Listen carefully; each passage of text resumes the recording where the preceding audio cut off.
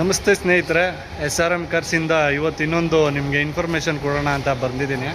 So information ಏನಪ್ಪ ಅಂತ ಹೇಳಿದ್ರೆ, ಒಂದು i10 ಗಾಡಿ ಇಂಜನ್ ಮಾಡ್ತಾಯಿದ್ದೆ.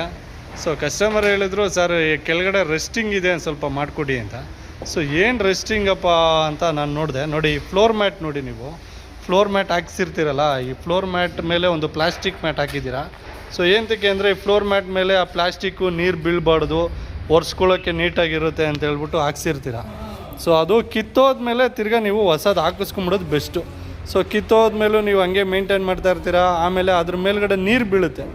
ನೀರು ಬಿದ್ದಾದಮೇಲೆ ಆ ನೀರನ್ನ ತೆಗೆಸ್ಲಿಲ್ಲ ಅಂತ ಹೇಳಿದ್ರೆ ಸೊ ಏನು ಹಾಳಾಗುತ್ತೆ ಅನ್ನೋದನ್ನ ಈಗ ತೋರಿಸ್ತೀನಿ. ನೋಡ್ರಿ ನೀರು ಬಿದ್ದು ಕೆಳಗಡೆ ರೆಸ್ಟಿಂಗ್ ಬಂದಿರುತ್ತೆ. ಮ್ಯಾಟ್ ಹಾಕಿರ್ತೀರ, ನಿಮಗೆ ಗೊತ್ತಾಗೋದೇ ಇಲ್ಲ.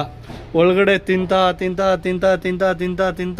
ಗಾಡಿನೇ ತಿಂದಾಕ್ಬಿಟ್ಟೈತೆ. ನೋಡ್ರಿ ಇಲ್ಲಿ ಎಷ್ಟು ತಿಂದಿದೆ. ಒಂದು ಕಾಲು ಹಾಕಿದ್ರೆ ಕಾಲು ಒಳಗಡೆ ಹೋಗ್ಬಿಡ್ಬೋದು, ಕೈ ಹಾಕಿದ್ರೆ ಕೈ ಒಳಗಡೆ ಹೋಗ್ಬಿಡ್ಬೋದು.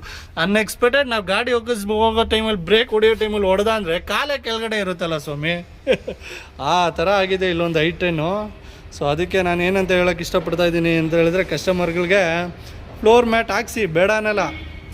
ಹಾಕ್ಸಾದ್ಮೇಲೆ ಅದ್ರ ಒಳಗಡೆ ನೀರೇನಾದರೂ ಬಿದ್ದಾಗ, ಇಲ್ಲ ನೀರಲ್ಲಿ ಗಾಡಿ ಹೋದಾಗ ತಾವ ಇದ್ದರೆ ಅದನ್ನು ಬಿಚ್ಚಿಸಿ ಡ್ರೈನ್ ಮಾಡಿಸೋದ್ರಿಂದ ಈ ಥರ ರಸ್ಟೆಡ್ ಎಲ್ಲ ನೀವು ಅವಾಯ್ಡ್ ಮಾಡ್ಬೋದು. ಸೊ ಈ ಥರ ಹೇಳ್ತಾ ಈ ವಿಡಿಯೋನ ಎಂಡ್ ಮಾಡ್ತಾಯಿದ್ದೀನಿ. ಹೆಚ್ಚಿನ ಜನ like and share and follow ಮಾಡ್ತಾ ನನ್ನ ಈ ವಿಡಿಯೋನ ಮಾಡಿ ಅಂತ ಹೇಳ್ತಾ ಈ ವಿಡಿಯೋನ ಎಂಡ್ ಮಾಡ್ತಾಯಿದ್ದೀನಿ.